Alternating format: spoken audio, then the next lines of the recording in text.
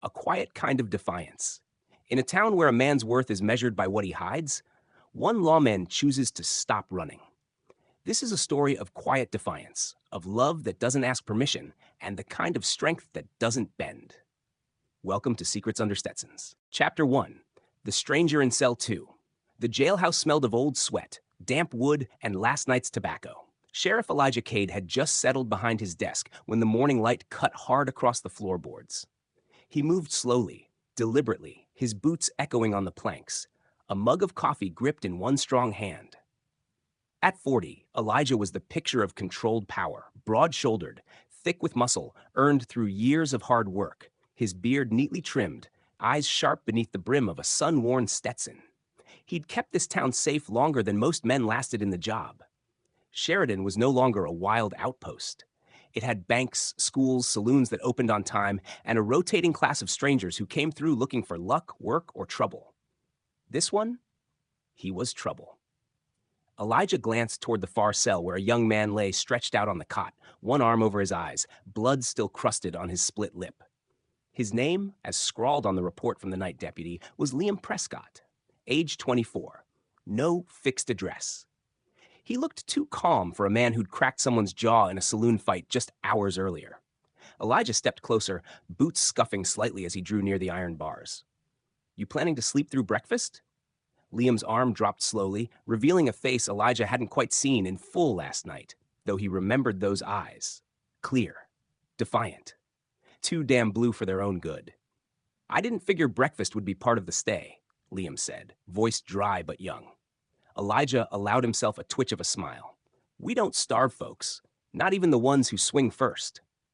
Liam sat up, groaning as his back straightened. His shirt was wrinkled, his chest lean and defined through the worn cotton.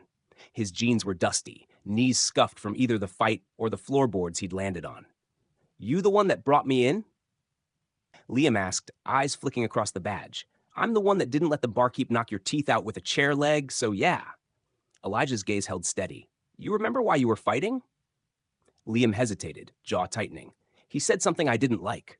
You hit him before or after he said it? During. Elijah gave a short exhale. That's a new one. They locked eyes then, just for a second. There was something in the air, something Elijah didn't want to name. A tension.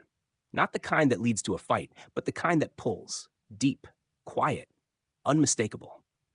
He turned to pour a second cup of coffee and grabbed a plate from the back room. Bread, salt pork, and a hard-boiled egg. Standard fare. He slid it through the pass in the bars. Eat. Liam took it without a word, but Elijah noticed the way his fingers brushed the tin, how they were strong, calloused, but not clumsy. He was young, but not green. A drifter, but not aimless. And something else, too. As Elijah walked back to his desk, he felt the weight of it again. That feeling, heavy as a secret beneath his own Stetson. It had been years since he'd felt a pull like that. And it terrified him. He'd gone to the brothel the week before, put on the usual show, picked the loudest girl, made the most noise, left with a smirk that kept the questions away. But inside, empty. Always empty. There were things you didn't speak of in Sheridan. Not if you wanted to wear a badge and keep your bones intact. Elijah had spent his whole life keeping quiet. A man with secrets under his Stetson, just like a dozen others in towns like this, but none brave or foolish enough to name them out loud. And now, this boy. This bruised stranger with a sharp tongue and something in his eyes that said, I see you. Later that day, the mayor came calling. Elijah handled it quickly, brushing off the fight as a brew misunderstanding and promising to see the boy gone by the weekend. But when he returned to the jailhouse, Liam was still sitting on the cot, arms folded, eyes on the floor. You ever think about leaving town? Elijah asked him suddenly. Just got here. Yeah? Why Sheridan? Liam's answer was simple. Figured I'd find something here. Elijah leaned against the cell bars, arms crossed. Something like what? Liam finally looked up. Still working that out. Their eyes held again, longer this time. Elijah felt his jaw tighten, his heart thud against his ribs in that old, buried way. Want. Real, aching want. The sheriff stepped back. You're out by tomorrow, he said. No charges, just don't pick another fight. Liam didn't nod. He just watched him walk away.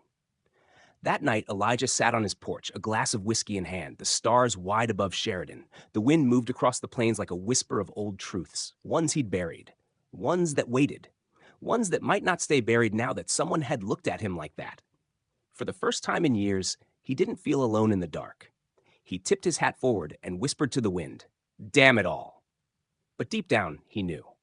Some secrets don't stay under Stetsons forever. Until next time. The dust hasn't settled yet. There's more to this story, more to uncover, more to fight for, and more waiting just beyond the next sunrise. Come back next week and walk a little further down this road with them.